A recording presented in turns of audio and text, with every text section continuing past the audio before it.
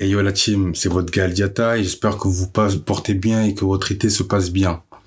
Aujourd'hui, on va parler de la polémique autour de Weshden, qui est accusé par certains de blackfishing. Donc déjà, qui c'est Weshden? Weshden, elle est connue, c'est une artiste française qui s'est fait connaître il y a 5 ans pour des sons comme Doudou ou Caleçon sale et qui, depuis quelques années et depuis sa séparation avec Feneu, a pris une nouvelle DA. Donc sa nouvelle DA, elle est clairement centrée sur la culture afro. Donc on sent à travers ses derniers clips, ses derniers posts, Instagram, TikTok, que la DA de Weshden, elle a changé et qu'elle veut vraiment revendiquer ce côté afro, en sachant qu'elle est maghrébine.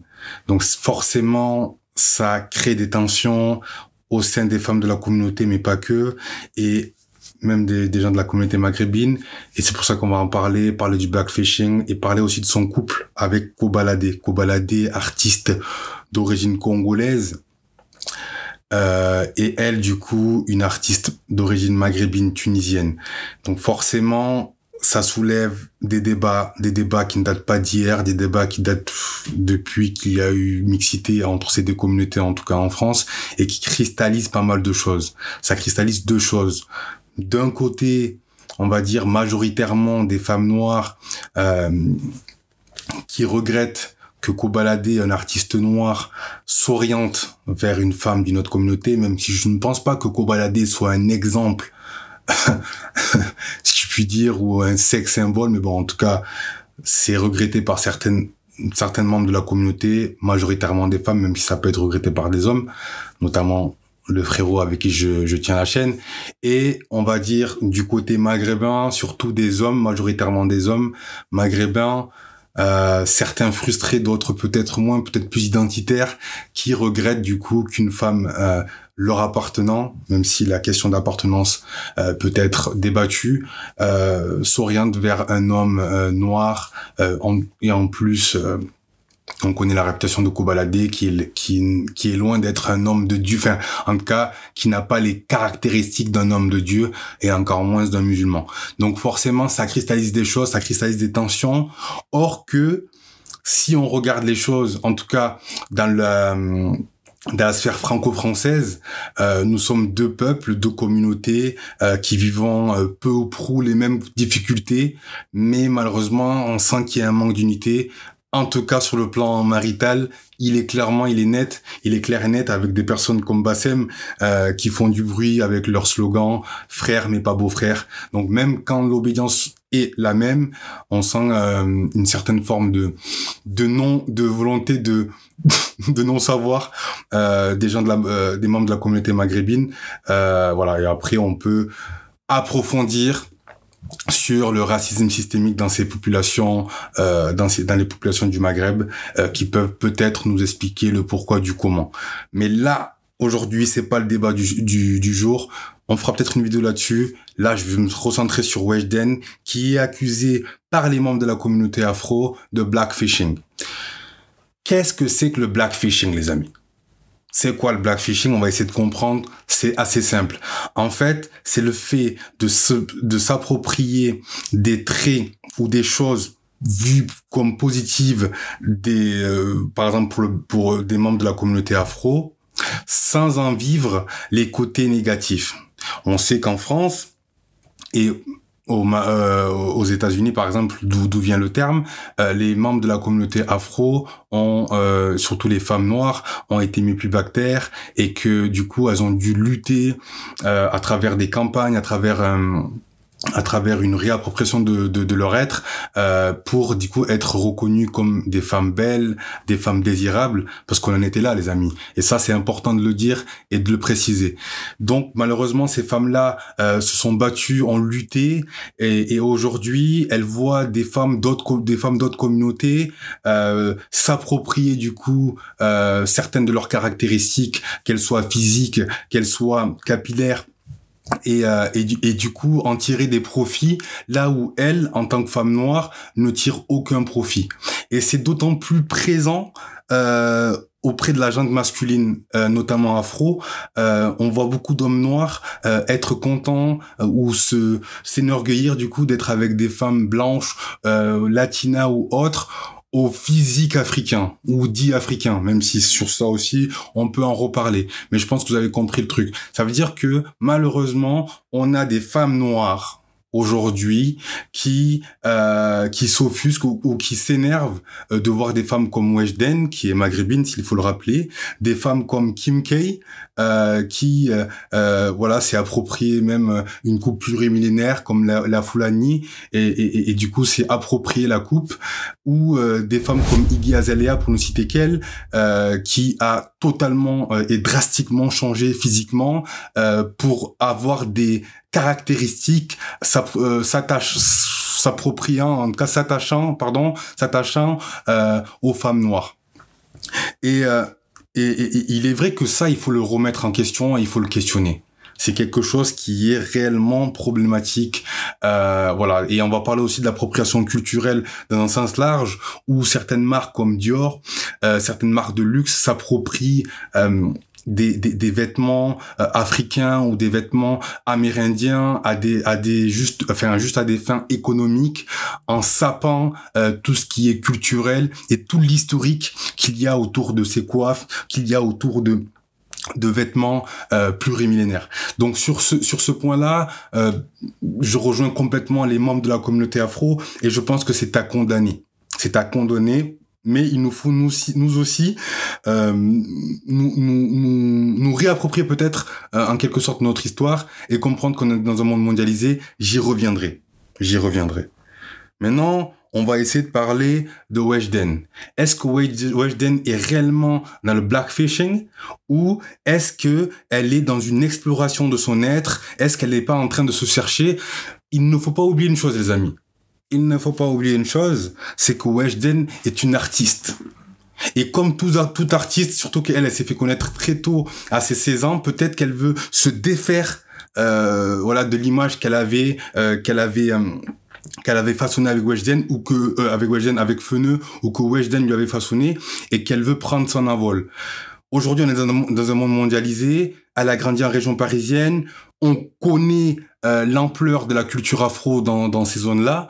Il y a clairement une différence entre les Maghrébins de la région parisienne et les Maghrébins du Sud. Je peux en attester. Et donc, du coup, peut-être que cette jeune fille de 21 ans se cherche encore et elle doit avoir des amis de la communauté afro. Elle est un copain de la communauté afro. Donc, forcément, très certainement que les gens aussi qui la conseillent l'orientent vers le style afro qui fait des ravages en France et à l'étranger. Il ne faut pas oublier que l'on a des gens comme aujourd'hui Wizkid, que l'on a des gens comme Burna Boy, que l'on a des gens comme Davido, que l'on a des gens comme Asake qui aujourd'hui sont au top.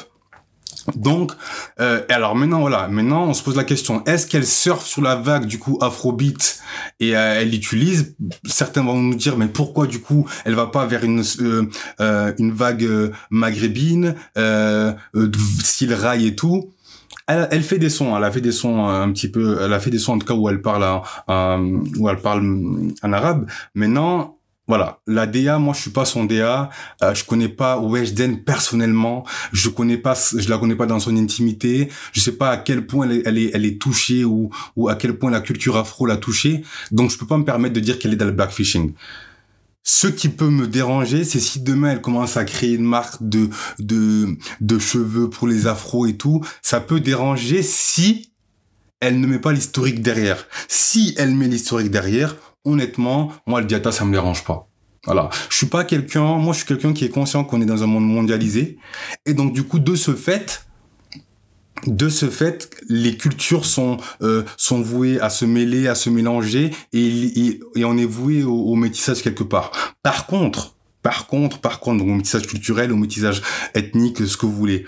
Par contre, je pense que c'est à nous, les afros, d'être dépositaires de ce qui nous appartient, entre guillemets, même si lorsqu'on prend du recul sur la culture, et ça c'est pour les sociologues et les anthropologues qui comprendront, tout est métissé, tout est mélangé. Il y a un livre que j'ai lu qui s'appelle Négritude et négrologue de Stanislas Adotevi, qui est un livre qui critique notamment la négritude et qui explique en fait que les influences depuis la nuit des temps, elles ont toujours été.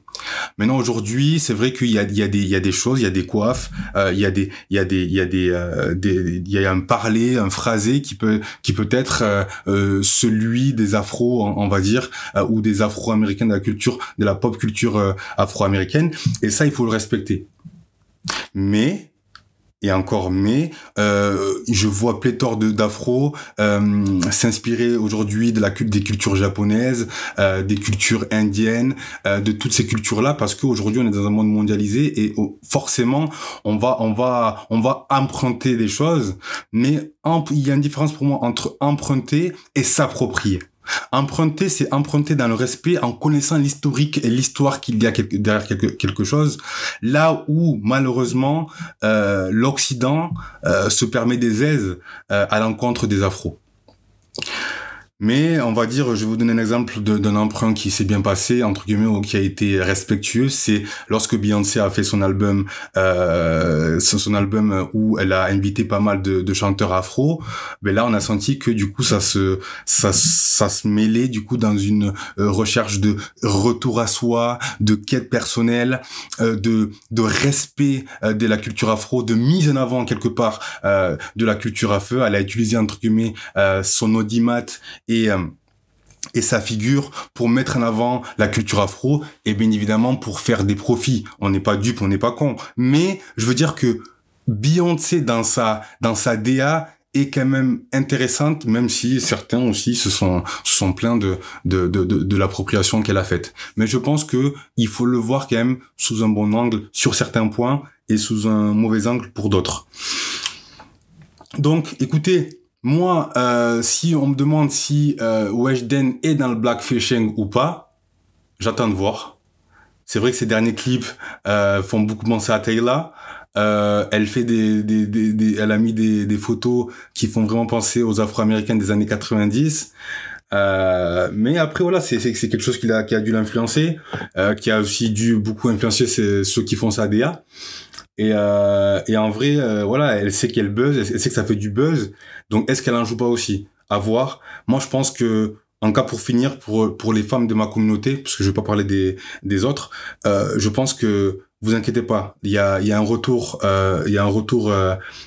naturel des choses qui est en train de se faire. Vous êtes des reines. Vous êtes des princesses, vous êtes belles avec vos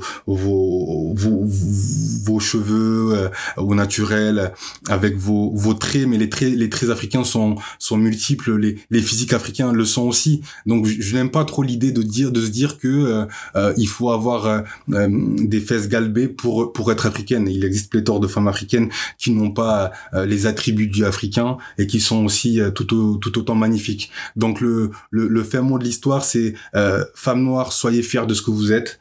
Ne regardez pas des hommes qui sont dans un circuit, qui sont dans un système, qui sont même des agents de ce système-là, en étant dégoûtés qu'ils ne se mettent pas avec vous. Voyez les hommes noirs ou les hommes de notre communauté qui vous respectent à votre juste valeur et qui ne sont pas dans la fétichisation, hommes noirs comme femmes noires d'ailleurs sur ce point-là. Et on est ensemble. Voilà, donc pour moi, du coup, les amis, le blackfishing, c'est quelque chose qui est à condamner lorsqu'il est avéré. Pour Weshden, j'ai encore des réserves, j'ai mis des réserves. Donc voilà, c'est mon point. On est ensemble, la team.